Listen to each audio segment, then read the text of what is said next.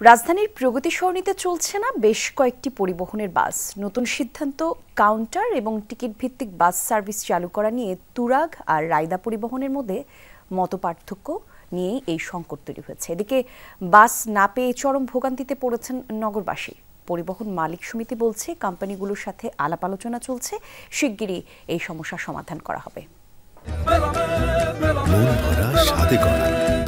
New Zealand Dairy, excellence in quality.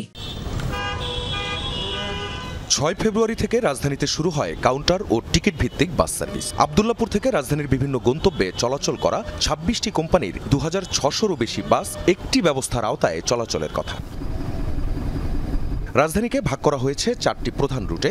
প্রতি রুটে বাসের নির্ধারিত রং গোলাপি, কমলা, লাল ও বেগুনি রঙের বাস দেখে যাত্রীরা বুঝতে পারবেন কোন বাসে উঠতে হবে। এখনও সবগুলো বাস কোম্পানি এই ব্যবস্থায় আসেনি। এরই মধ্যে শনিবার বিকেল থেকে বাস চালনা বন্ধ রায়দা পরিবহনের। পরদিন রাস্তায় দেখা নেই তুরাগ পরিবহনেরও। এতে তীব্র ভোগান্তিতে পড়েন এই পথের যাত্রীরা। আমি এখান থেকে বাসে উঠবো, আমি বাস পাইতেছি না, অফিস টাইমে বাস পাইতেছি না। খিলক্ষেতের ওই জায়গা পুরা মানুষ দিয়ে ভরা, তারা কোনো বাস পাচ্ছে না। রাস্তা পুরোটা ওখানে মানুষ দিয়ে জ্যাম হয়ে রয়েছে। নতুন করে গাড়িগুড়ি নামানো হোক, নতুন না গাড়ি আমাদের জন্য দেওয়া হোক, সার্ভিসগুলি সিটিং সার্ভিস নামে চিটিং সার্ভিস না হয় আর কি। সংকটের শুরু শনিবার বিকেল থেকে। কাউন্টার ও টিকিট পদ্ধতিতে যাচ্ছে রায়দা পরিবহন, যা মানা নিয়ে গড়িমসি তুরাগের। বাস বন্ধ করে দেয় রায়দা, তুরাগের বাসও নেই বললেই চলে। আজকে কি সবগুলো গাড়ি নামছে? না, কেন? বডি গ্যারেজে ঢুকবো, সব গাড়ি বডি গ্যারেজে ঢুকে তারপর রং করবো। পরিবহন মালিক সমিতি জানায়, যেসব বাস কোম্পানি নতুন পদ্ধতিতে আসতে চাচ্ছে না এবং বাস চলাচল বন্ধ রেখেছে তাদের সাথে আলোচনা চলছে।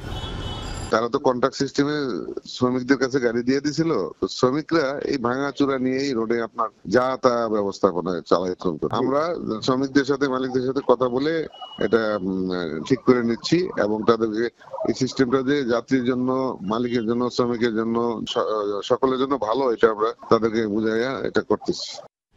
রাজধানীর পরিবহনজনিত সমস্যার দীর্ঘমেয়াদী সমাধানে সবগুলো কোম্পানিকে একটি প্ল্যাটফর্মে আনার দাবি বহুদিনের। আখলাকুস সাফা, যমুনা নিউজ, ঢাকা।